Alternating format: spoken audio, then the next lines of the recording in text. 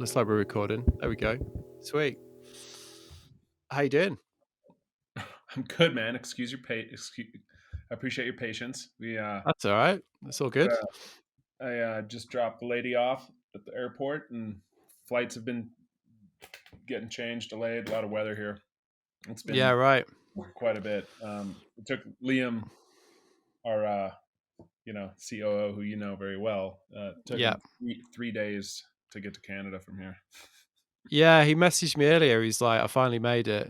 Like it looked like he was like at the airport having to do like multiple COVID tests every day. And was Yeah, was that just like was that just the weather and the general shit show of like transcontinental traveling right now?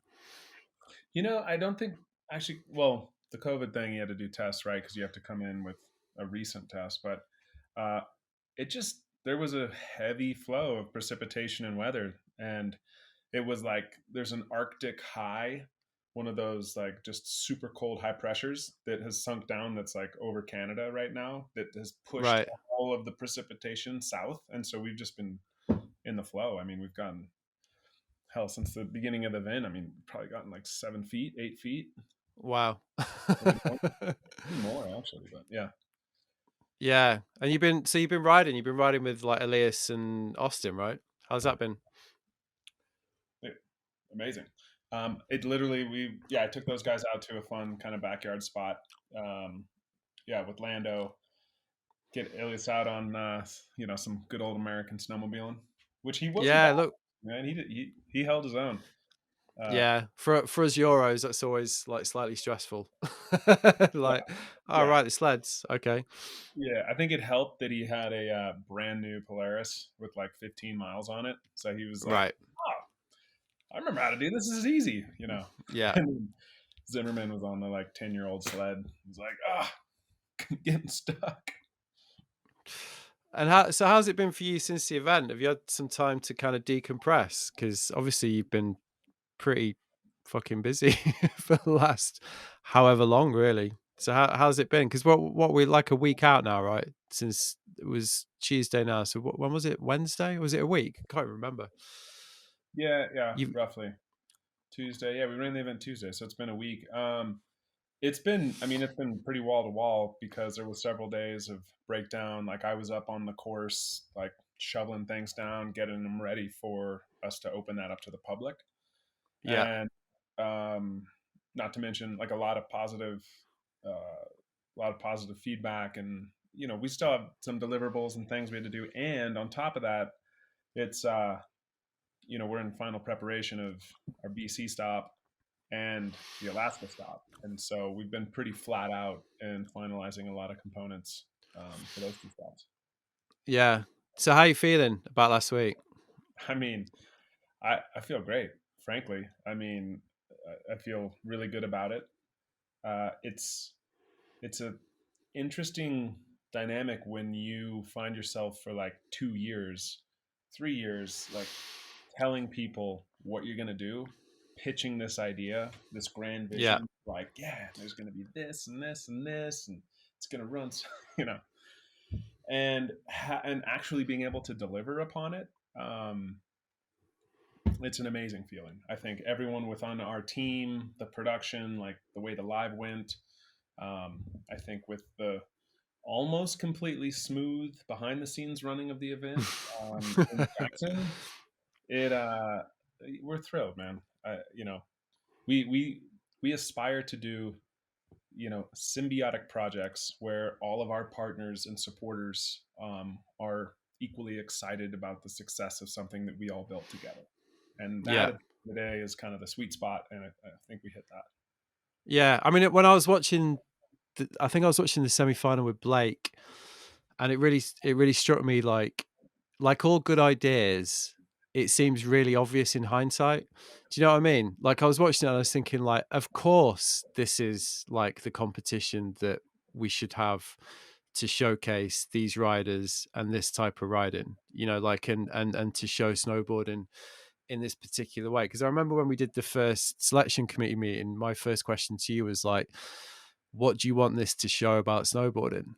and you were a bit like, well, wait and see in a lot of ways, because you obviously had the vision, and you did sort of explain to me what you were aiming for, but then when to see it unfold, I was like, yeah, of course. Like it feels like it's been around forever almost, even though do you know what I mean? Like it, and the reaction really felt like that as well. Like there's been a lot of talk, as I'm sure obviously you've been at the heart of like, this is what we needed. This is almost, there's been a lot of talk about like reclaiming snowboarding. Do you know what I mean? Like, has that surprised you, the way that people have responded to it like that? It's I think it's genuinely what we had hoped for, and it's something too where I myself and our team, like in a coming from like a place of humility, and just we can't take all the credit for this. Like we did a lot of hard work. We put in a ton of hard hours on forcing this thing through. But from my perspective, it's like this has been in the works for 50 years. um, Yeah. and to be in a place to help facilitate this and bring it forward, knowing that a lot of the riders want to see this, a lot of the brands would like to see this. um, this is the side of snowboarding that is why there's so many people that consider themselves diehard or hardcore, because it's fantastic and fun. And I think being able to provide a venue, a location for this to live. Like we're planting seeds. We're just trying to incubate some sprouts here, and I think it's fantastic what unfolded on Monday. But the work has only just began, and we're really looking to try to democratize this process a bit. And I think a lot of riders left pretty inspired, and heard so much good feedback from so many out there. And we've only arrived at the beginning, is my take. I mean, this was an example of what can happen, but man, the format's built to be like changed and contorted. And this every location around the world has its own unique variables: the terrain, the type of snow they get, even the type of riding that people aspire to in those locations. So it feels like we're back at the beginning, and this thing's meant to just be a dessert in an already 3-course meal that is wonderful. Like, we want to complement current competitive riding. We don't want to supplement it. We just want to add to I it. mean, you said 50 years, right? You just said at the start of that, you said like this has been brewing for 50 years. So explain what you mean by that. Well, I mean, look, it's in the beginning there was light. No, there was the snowboarding has taken its own like beautiful meandering path to where it is today. And a number of brands have influenced that path. A number of individuals have influenced that path. And a lot of what they did helped unwrap this next chapter. Um, this was not just, us completely like thinking this thing up and bringing it forward, right? Like, I took inspiration from all the years making films, being a young, impressionable kid, like being a diehard consumer of all things snowboard media. Um, Arctic Challenge, like what Terrier was doing, like what the TTR Yeah. was almost what the TTR almost was. Um, Yeah. you know, Taking learnings from the good and the bad, and this is just like where it's where it's found its sweet spot. Um, Yeah. So did you feel like it was a conscious, I'm going to use the phrase course correction, because it feels like a, you know, feels like a good phrase, because it's it's intentional. I think the extent of the intention that you've had, course correction's a funny one, because it feels almost, it could feel quite egotistical. It could feel a bit like, hey, I'm here to save the day, you know what I mean? Like, and put snowboarding on the right path. And I know you a little bit. I understand that it's not driven by ego, it's driven by passion and love for snowboarding.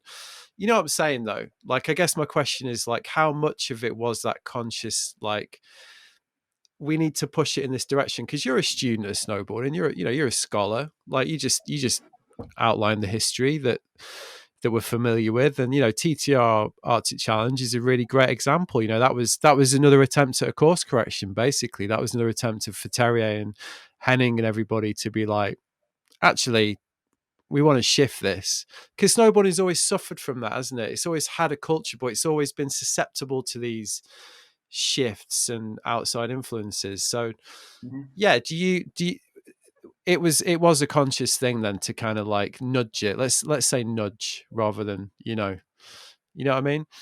I love that. Yeah, it's a great descriptory action word. Nudge. Give it a nudge. Yeah. Yeah, I think it was. I mean, that's all. That's all it is. It's like,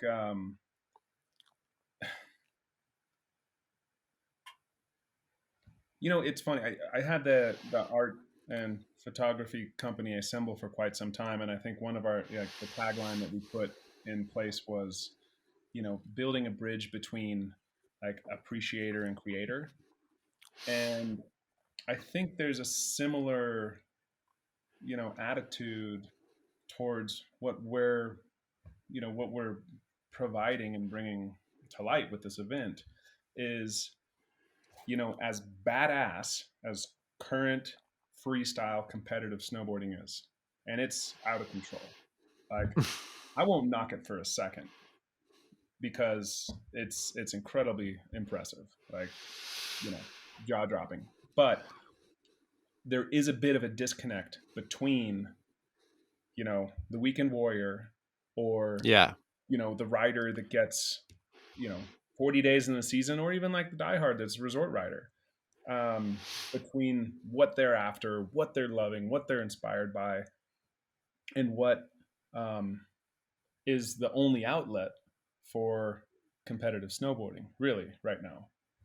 And I think that's kind of all we're trying to do is, bring something that's really fun, bring something that is much more relatable, and, Yeah.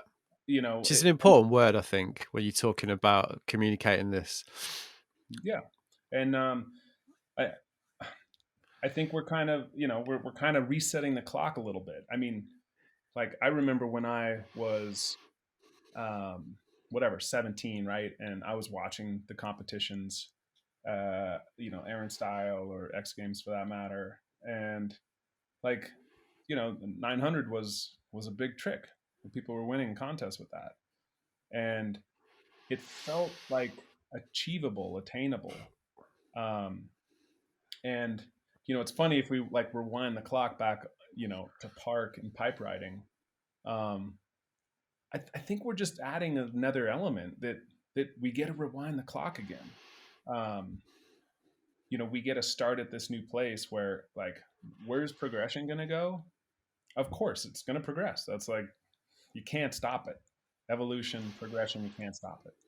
And I, Yeah. you know, I, yeah, it, But like, just sorry to interrupt you, but just on that point, that was one of the great things about the event, though, wasn't it? Because you're talking about progression. There's always been the contradiction at the heart of snowboarding progression. Like, the more out there it's got, the more difficult it's been to relate to at the end of the day. Like, if you're an ordinary snowboarder, because I mean, fuck, I watched the Lax Open. I honestly couldn't name a trick. I'm not even joking. I was like, wow, like, I don't know what they're doing, but it's very impressive.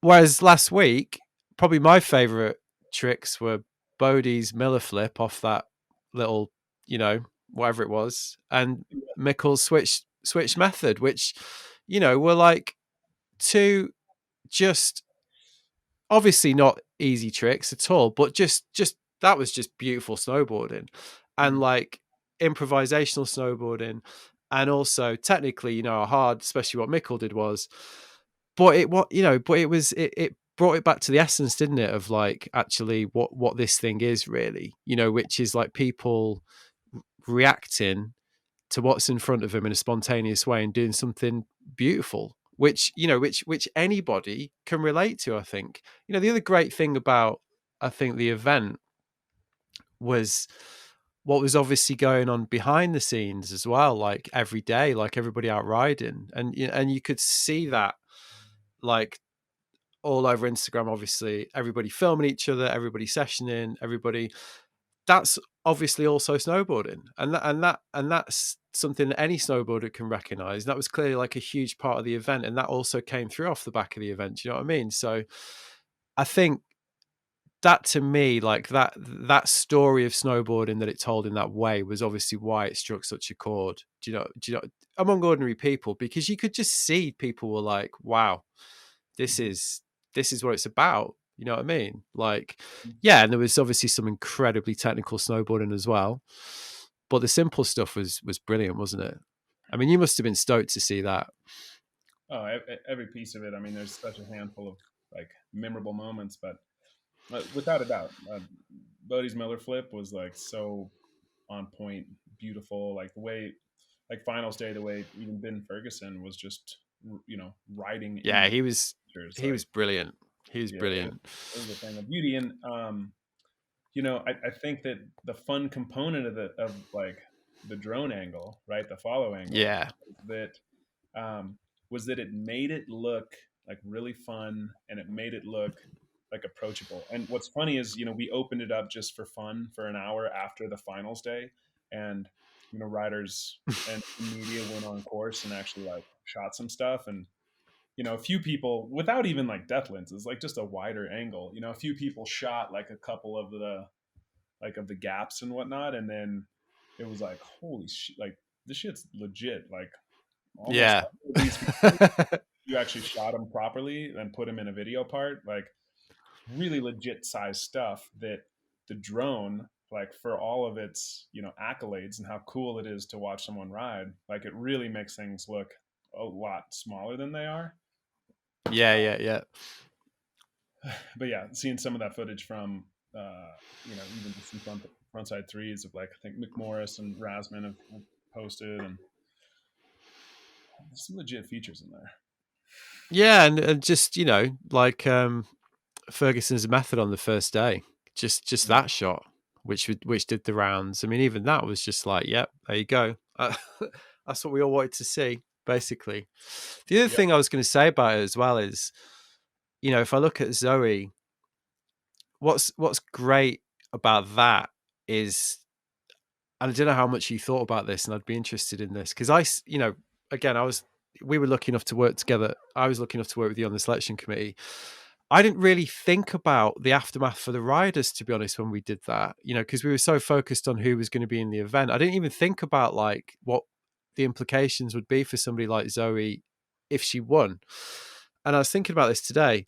And what's amazing about that is like, that's, it feels like the most obvious statement in the world, but that's actually now completely changed her career, hasn't it? Because, previously, before this event, Zoe's doing got one path, essentially. At the point that she's at in her career, she talks a lot about the Olympics and how important it is to her. I'm sure that's not going to change.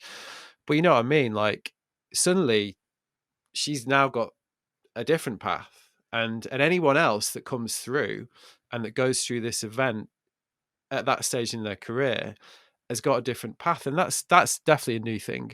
Because someone like Zoe, previously, we all know what the path used to be. It used to be like, well, you pay dues, you do this, you do that. You maybe get to a point in your late 20s, early 30s, then you can do this, and that again is a really important thing for the culture. I think, like the way that that's gonna change progression ultimately, because it's going to make people think about how they want to snowboard in a different way, and also give them a platform to do that, which didn't really, well, it existed for a few people, but Mm-hmm. it's generally men, and it was generally a particular type of rider. And I think the implications of that are huge, really.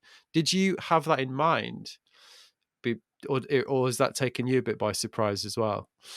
Um, I think that I didn't think as much about it as you're going on about as well. Like I also like so much of the focus was just like just get people to the starting gate, provide them with all of the assets and information, research and homework to be able to, understand the venue and ride it the best they can. But, after getting them to the start gate, I didn't really think like You were like, "There, that's the work. Get them there."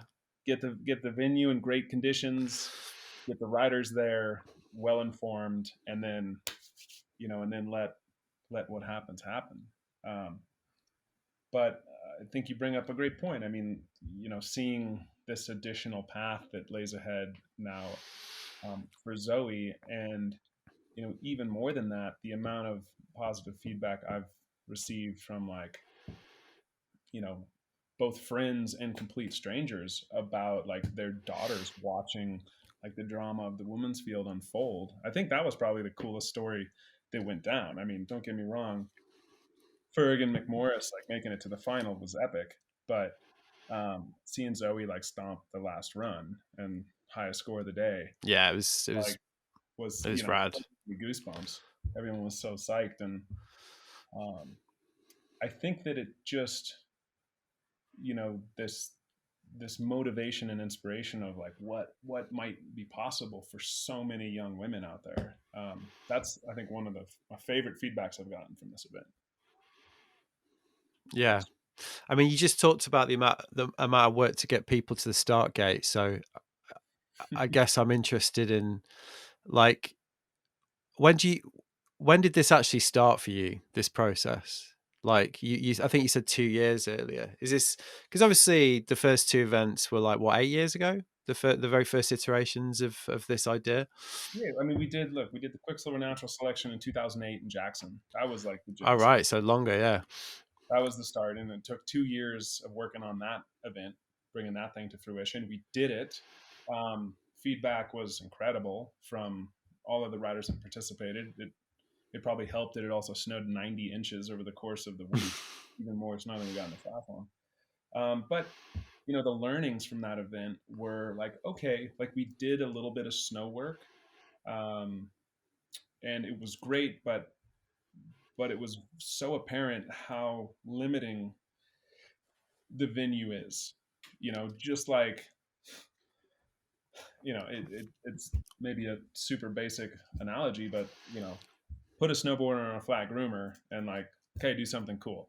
Some people can do some shit, but and go back to, like, the 8 foot, hand cut, and the 12 foot, 14 foot half pipes, and how much progression, you know came out of that. Same with building better jumps, etc. Like, that's what helped foster the progression there. And so the learnings from the event we did in 2008 was, like, okay, like, this is great, but you're really limited by the natural terrain. And if you're going to have an event like this, it has to be on par. It has to be comparable to what you see in film. Otherwise, it's just coming up short. You know, to see someone's film part, someone spends all year. You find a single feature on a mountain, shoot it. You go a whole other, couple mountains over to find one other little feature like this. Like, that's what you're comparing it to. And so that's what was apparent when, like, we set on the quest to find a supernatural venue.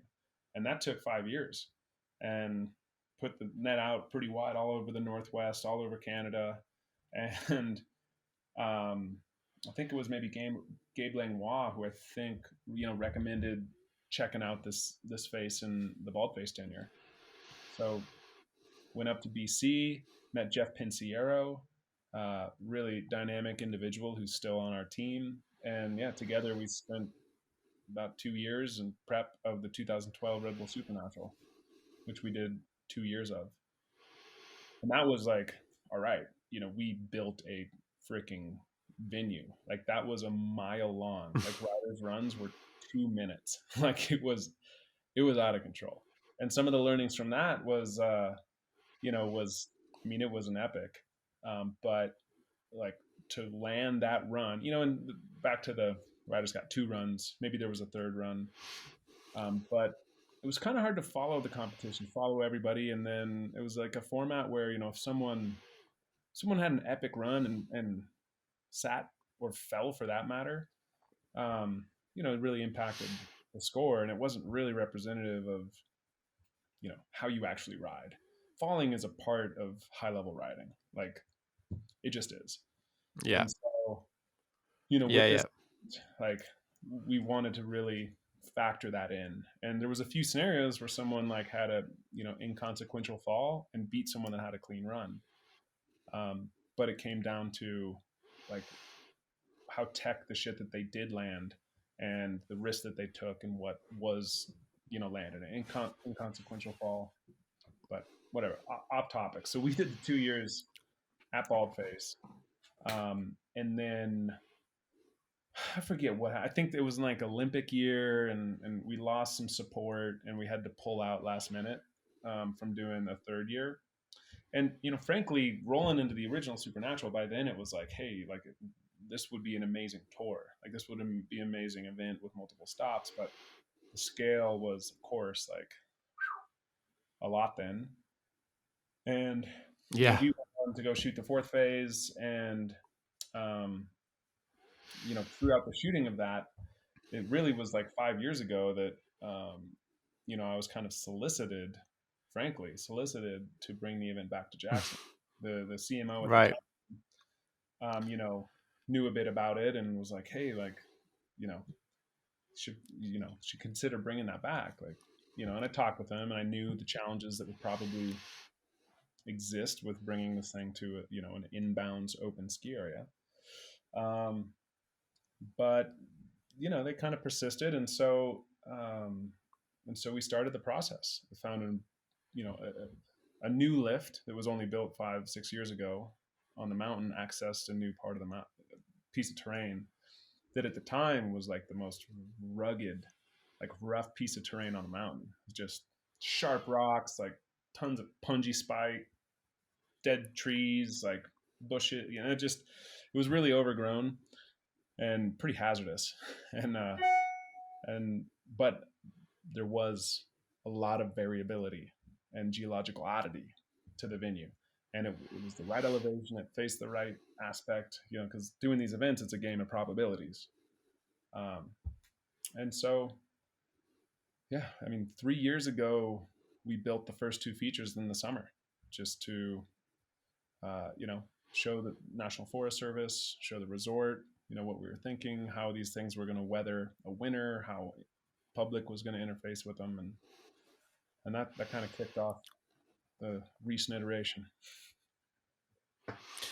And obviously the production was a huge part of this event as well. You've really mentioned the drones and the way that you presented the snowboard, and essentially, presumably from the beginning, this is something else that you had in mind, or did that develop as well? Because yeah, you're right. Like to do the type of riding justice in the competitive setting, almost all also required this kind of like uplift of what we're used to, didn't it? In terms of production, like it was obviously hugely ambitious and really difficult to pull off. So was that in from the start? Did you also think, well, if we're going to do this, we need to look at the whole package, really?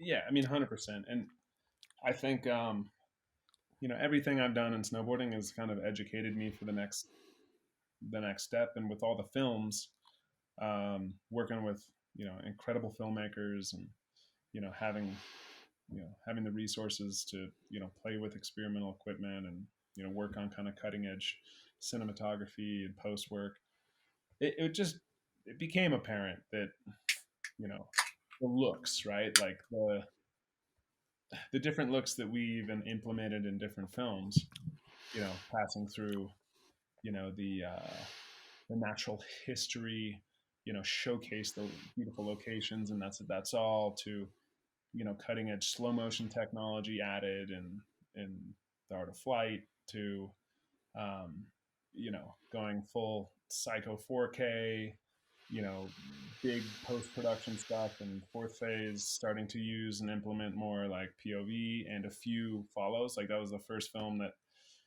I had a couple like psycho close follow cams of like Eric Jackson up in Alaska, and then it just that's where it was headed.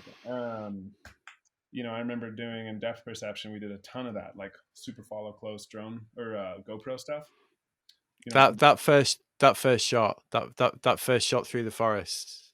Yeah, it was I can't remember who the follow is, but yeah, I mean that's that. I remember seeing that and being like, yeah, that's just a well, beautiful shot, isn't it, of snowboarding? You know, like it's a thing of beauty, 100%. And actually, that same shot literally was in like every one of our pitch decks for the last like four yeah. years. I mean that blew me away, that shot, because it was a new angle basically at the time, wasn't it? Because that's the other challenging thing about this, and the other reason why this has been so interesting and great to watch, to be honest. Like, you know, we're used to angles, aren't we? You know, we've like when you've been watching it and as immersed in it as we all have, to see new angles on this is really unusual and difficult to pull off, really, you know, in a way that you can do it convincingly. So that's kind of why I'm interested in the process behind this, because yeah, it's one thing to be like, oh, look at these nice drone shots going through the trees, but I look at that and I'm like,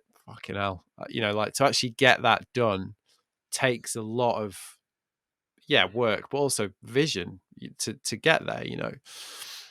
So it's Well, interesting to hear you say, like, you know, put it in this lineage of the previous work. well, that was it. I mean, that was, and a lot of people we pitched to, like, we didn't tell them that that was me following, with a painter's pole, with a freaking gimbal set, looked like a drone, and frankly, you know, I had to pitch that as in, this is our unique angle, like this is our signature. And we didn't have it developed. We thought it was possible, but each year, technology changes, and reaching out and working with Gab, who is, world class, like, podium drone racing league pilot, who's also a complete engineer. I mean, he builds these things, he solves incredibly complex, challenges. um, I mean, just as a funny side story, like literally he was hired to design, come up with a like race drone whale snot catching device. And on a research trip to like Antarctica, and they're following, different types of whales, and the only way to study the whale's health is to get an actual like mucus sample. And so Wow. they got these little trap door, and he like designed this thing, and waiting for, and then when the whale comes up, breaches and blowholes, flies No through it, sh no gets shit. yep, hot sample check. And so with this piece too, I mean, it was, several years of working alongside, Wow. not just Gab, but also the whole Uncle Toad's media group, who was, helping us with problem solves and running the live cast with this. Yeah. And literally like Gab came down. Oh no, I'm sorry, because of COVID. Gab's partner, because we had two guys who were flying, and so his partner's out of Seattle, another amazing drone sending. Like he came down, and we did test event in December, like a tech test, trying out a number of things. And like, did the drone got broken on the one prototype drone got broken. They like tried to rebuild it, we couldn't get the live signal from it, like the angle was wrong. And Gap had to go, literally the month of January, he custom built 6 gimbals so that it could look down. Because that was Wow. the problem, is like, you can have a race drone, but it's like a locked, you have a locked camera angle, and if Yeah, those guys have to sure. slow down, like you lose the angle, right? um Start and stops, whatever, a lot of technical challenges. But Yeah, no, but like yeah, sure, but it is interesting because I mean, I just looked at it and I just thought, wow, like you must be under a lot of stress because there's a lot could go wrong here, you know, like we don't even talked about the weather. And obviously you had to deal with that as well, like as you know, the biggest variable if you're going to try and organize an event. But yeah, like you stack the deck essentially. You know, you had like the concept, the production, COVID, you know, whatever, boring. We don't need to talk about that at this point. Um, the challenges you're talking about, it's a lot. yeah, the deck is stacked there, isn't it? Do you find that personally? Are you able to compartmentalize the the trepidation and stress that comes with that level of that number of plates you've got spinning? Let's put it that way. Um, yeah, I'd say I'm pretty good at compartmentalizing. I mean, look, if doing this for so many years has taught me anything, it's like the only thing that we can control is what we can control, and you know, just being ready. I mean, that's like the kind of theme for trying to make these films too. It's like as long as you have your shit together and you are completely prepared and ready, and your team's ready too, um, then if the weather doesn't click for you, like you are not at fault. Like it is what it is.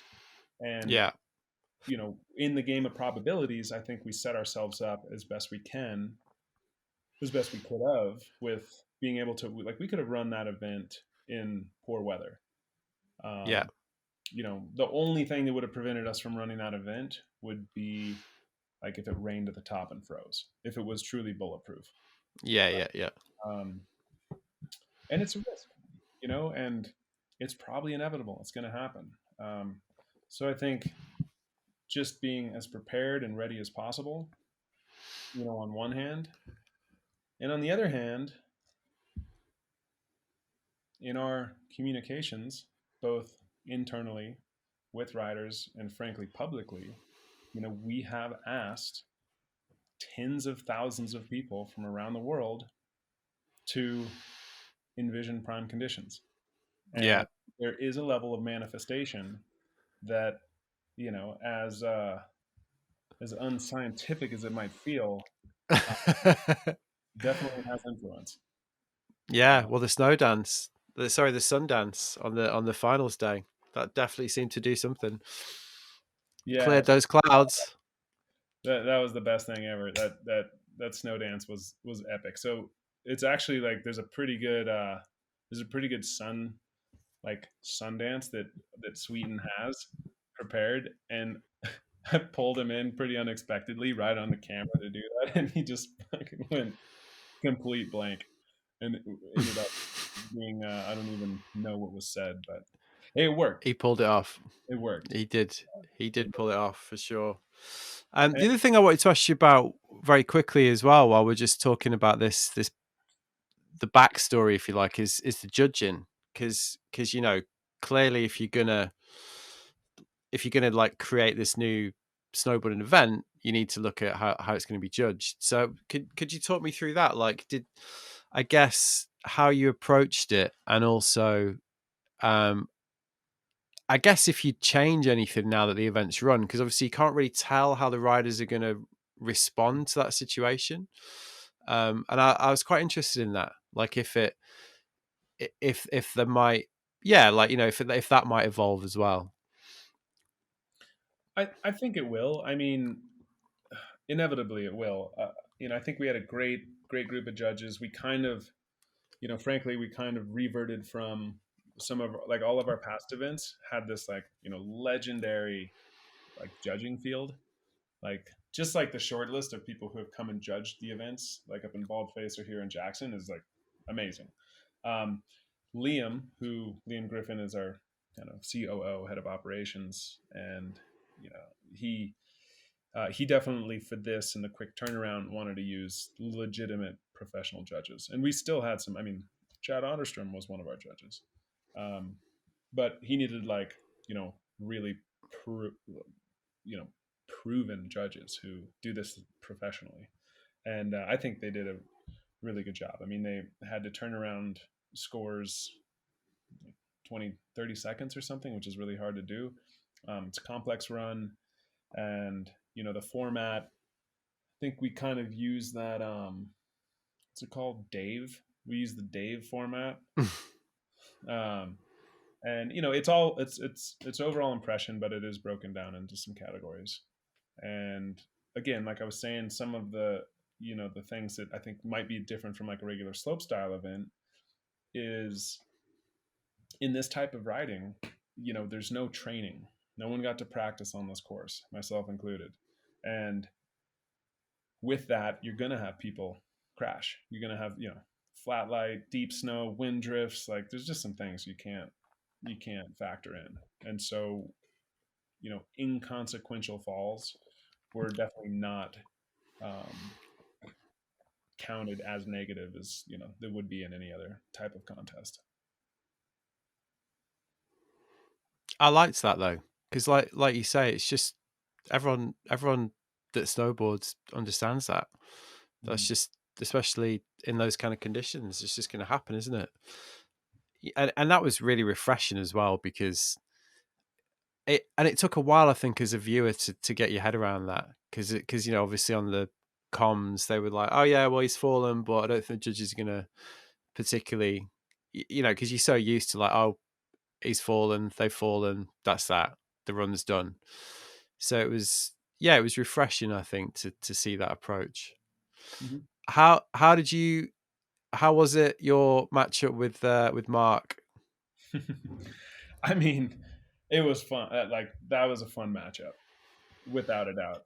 For finals day, kicking the day off with a head to head against Mark. It's my goal was to beat him on the complexity of the run.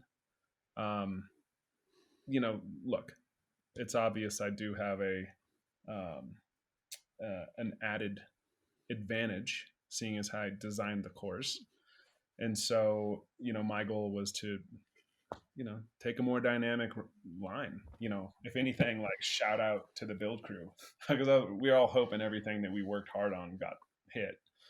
And I had a couple bobbles, and Mark put it down clean, and yeah, is what it is. I think I put two runs together that had I laced it, I would have had a good shot getting past him. But so she goes. That's how it goes, man. It's always Yeah. nice too when you lose So to the did guy you ever? who went. Yeah, exactly. Yeah, I mean, he did win. So yeah, I mean, which is another great story, isn't it? As well, like his kind of, the arc of his riding in this whole sort of 13 whatever it is year conversation now is also great, isn't it? I I think it's beautiful. I mean, him, getting the X Games gold medal, like only qualifying spot onto the Supernatural year, um, coming up, agreeing to come up, knowing that he had a savage disadvantage, not having a ton of experience free riding. I think he probably was on the wrong equipment, and he tomahawked like most of that run, and came out with a giant smile and didn't let his like ego get in the way of him, like having an amazing life experience of like going up and just failing. um and I think that I've got so much um earned respect for anna Anna Gasser coming out like in a similar position. um you know, Easily one of the best snowboarders on the planet, jumpers. Like she's doing tricks that no women have done before. Um, and seeing her be like, yeah, I'll come and give it a try. I'm definitely uncomfortable. But to see someone like that who's at the top, um, have like a level of humility to come open herself up for criticism and falling and come and just give it her best shot. And she was such a great attitude, like through the whole event. And I didn't really know her before. Um, but I mean, that was definitely one of my favorite, kind of takeaway storylines is literally just how psyched she was, just being up there. Like we had a bunch of really good just resort riding days, and I think uh, I witnessed this kind of like little fire that I felt was lit underneath. It was like, all right, like I because she's definitely better than what we saw in her contest run. She got hung up, probably maybe not the greatest line choice. It was already pretty beat up where she was trying to put down her line. So that's one I'm really excited to see. unfold into the future. Well, it's like we were saying earlier. It's now it's just a new vista for people. This, isn't it? Especially somebody in like Hannah's position as well. It's like, yeah, now she's got this other avenue like which to explore, which is it's going to be really really fascinating, isn't it? To see where these riders take it. You know, who might not have naturally gone down this path, really. Yeah, I mean, someone like her, it's like, yeah, okay, like go take a year, go dominate the next Olympics, like do what you need to do, like follow your pursuits and life goals, and then you know that this thing is happening, and yeah, I mean, even like having like Sean White rolls in, he showed up for the week, just came just to check it out, and my lady Brooke was watching the first day qualies with him, just whatever in the lobby down at the hotel, and him telling her straight up, just like, "Damn it! Like, I wish I was in this contest. This looks like so fun." And I mean, how cool would it be to have Sean come back and compete on this tour? It would be amazing. I think everyone would want to see that. Yeah, too right. Yeah, I mean, exactly. It'd be a turn up. It'd be brilliant. Yeah. So did you have like a favorite? I don't even just mean in the contest. Like, can you look back and does something stand out from the week for you?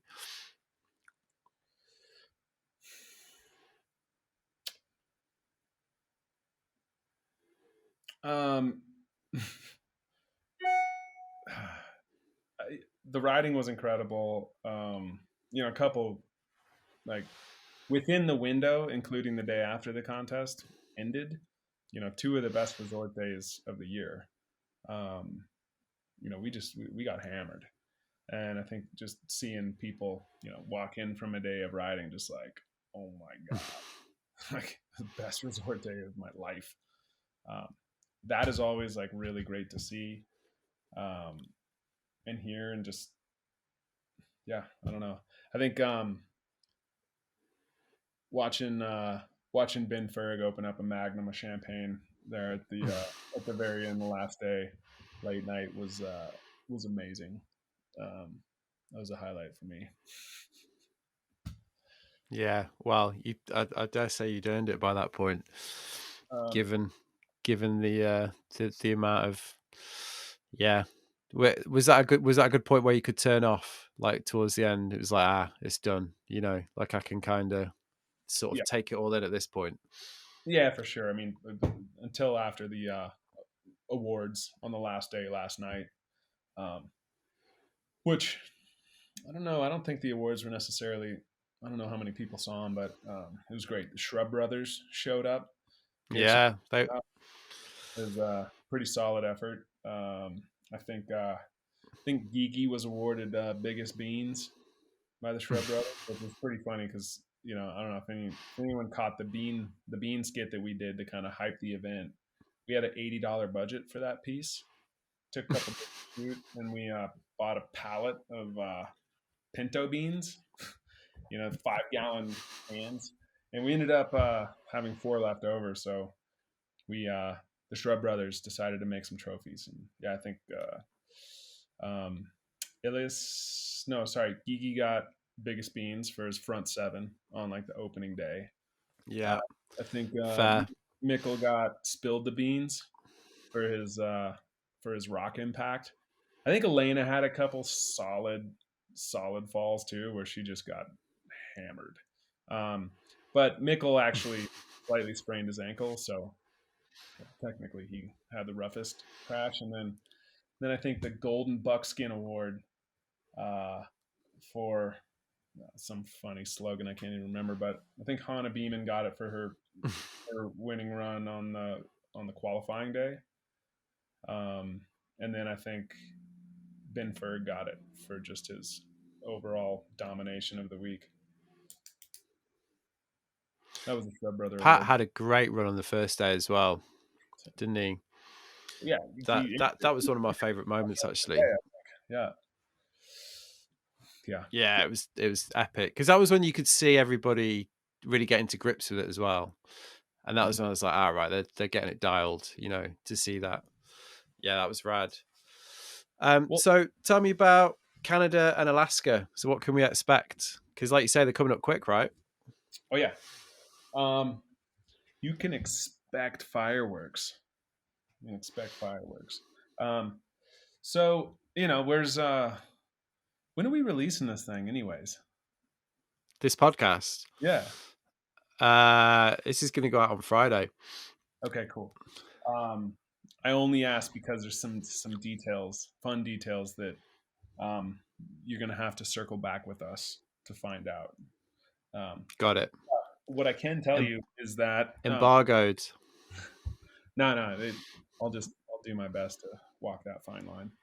Um, I mean, look, bottom line, we've known since the summer that BC was going to be a tricky one to pull off, and we've been anticipating the regulations continuing to stay the same. And so we waited until February 5th, which was in the middle of our window for the last like next month's um, attention, the regulations, which to sum them up is basically international riders, American riders can't come in, and we can't do the event like we had planned to. And so for months we've been anticipating this, and we have a really epic plan B. I'm actually, I think, almost more excited for our plan B than our plan A. And so we are going to do a Canadian only field, which is, I mean, epic. It's, the best in Canada. Um, we will have, or are about to, release that rider list of who's confirmed for that. Probably right around when this thing's coming out. And um, it is going to be it's going to be an epic. Like the way that we have set this next event up, and the area that riders have access to go out and basically, ideate and create, these lines that they're going to have some time to put together and shoot, and they'll be together. But I think it's going to be incredibly dynamic, and this is going to be, um, an event that really, I think, shows in parallel what we just did in Jackson. It also shows a little bit more of like the know-how of what it takes to, film part in the backcountry. I mean, there's strategy, and it's going to come down to, again, like those with the most experience and the ones that are willing to take risks. And so basically, the top three podium men from Jackson go on to Alaska for the super final.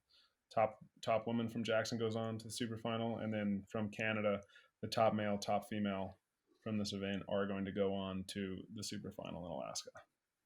So, and as far as Alaska, Wow. that's, we're really excited for that. I mean, it's, I think, the best venue on the planet in all of my lookings and conversing's with many other people who have seen a lot of faces around the world, and especially in Alaska. I think our venue out with the Tordrilla Mountain Lodge um, is nuts. I mean, it's a venue that would support the same size field that we have, but due to a lot of things, especially COVID, us having to limit our numbers this year, um, this is kind of our pivot. But I think it also, there's also some opportunities that come out of it. Yeah. Yeah. Well, I'm looking forward to it. I've got to say, it's going to be rad. It's going to be rad seeing how it unfolds. Really. Mm-hmm. Um, I mean, which is my next question. Like, you're a man with who thinks big on these things. So what's the ambition for this whole project? You've said a couple of things tonight where you've been like, well, it's going to evolve, and I can't wait to see how it evolves. And clearly, one of the themes that we've been discussing is you can plan so much, and then events are going to take their own path. But given the calculation and also the, the years of experience that you've thrown at this, it's your life's work in a lot of ways, isn't it? Like it's the culmination of everything that you've learned in your snowboarding life. What's your hope for it? Well, I think there's many ways I could answer this. I mean, I think like, there's a selfish component of it where it's like, I wish this type of thing existed, and it doesn't.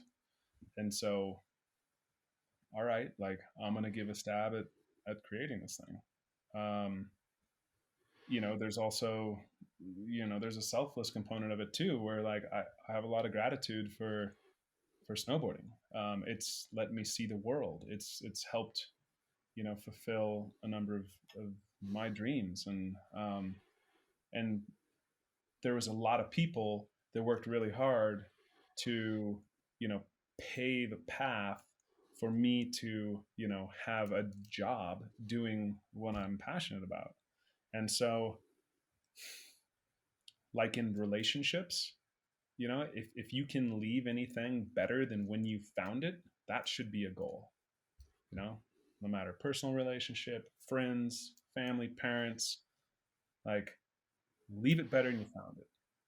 Same with going out into nature, kind of the same deal. And, for me, it's like, I've had a great run, and this seems to be something that a lot of people are excited about. And, if I can throw some of my time, effort, and team's passion towards trying to unlock this new level, like, hell yeah, let's give it a good, honest try. There's a lot of opportunity to failure, but at least we tried. Um, yeah, I think, not just even us in snowboarding, like, in alpine winter sports. I mean, I think everyone wants to see this. And I think it's beautiful what is happening in competitive snowboarding, the freestyle side of it. I think it's honorable, and I think it's beautiful what the Freeride World Tour has continued to try to do and evolve. Um, and so, yeah, we're going to put our spin on it and try to raise some awareness and support, and see if we can't make this the premier league within our space. Yeah, well, there you go. I mean, yeah, it's gonna be brilliant. It's gonna be great to see. I'm really looking forward to seeing like how it like once this runs within an Olympic year. That's going to be interesting as well, just to see the repercussions of that. Because I think Yep. that's that we don't need to have that whole conversation, but we all know like what that represents in our culture. And it comes back to that almost like course correction idea, doesn't it, earlier? So I think it's going to be I'm just looking forward to seeing where we are in like 5 years, like when the riders like Zoe and Anna, who we've discussed, kids coming through that we don't even know about, who are looking at this and are like, that's what I want to do. That's snowboarding for me. Hugely sort of important quote from the whole event was Sage, saying like, well, I'd rather win this than another Olympic gold medal. I mean, that was a fairly weighty statement, really, wasn't it? And obviously he meant it, and obviously that's the sort of already the credibility the event's got in snowboarding, which is great, isn't it? So it's going to be really interesting to see how that the changes it makes to the culture, really, which by the sounds of it has kind of been the whole point for you. Uh, Without a doubt, man. Without a doubt. And I mean, like this event too, that, you know, we're trying to like spark it and be able to bring people on board and hand off some of it as well. I mean, just like our process, right? Like of trying to do the best job we can in selecting the individuals to be invited to this. Like, this event should be an earned qualification. Invites, sure, but on like a minimal, um, wild card component basis. Like, the best thing that could happen was that this event is something that people qualify for. So it's open. So it's open to everyone. It's not an elitist, invite only type of scenario. But we got to start somewhere, and Yeah. we'll be working towards that. And again, like without the riders coming to show up for this event, without them like backing it as well, I mean, what is this? It's it's a flash in the pan. um so I think, like anything, for us, I'm sure it's going to be 2 steps forward, 1 step back. um but we're we're persistent fuckers, I'll tell you that much. And we're going to do our best to keep things moving in the right direction. Yeah. And you're going to be a dad. Going to be a dad. Yeah. Yeah. Oh Pretty yeah. soon. Right around the corner, like 6 weeks out, man. My lady Brooke, she's a champ, just ruling it. She's been in behind the scenes, just helping the organization, and she's pulling strings in a number of kind of departments behind the scenes, because we're a startup. Like, don't let the facade fool you. Like, we are a startup.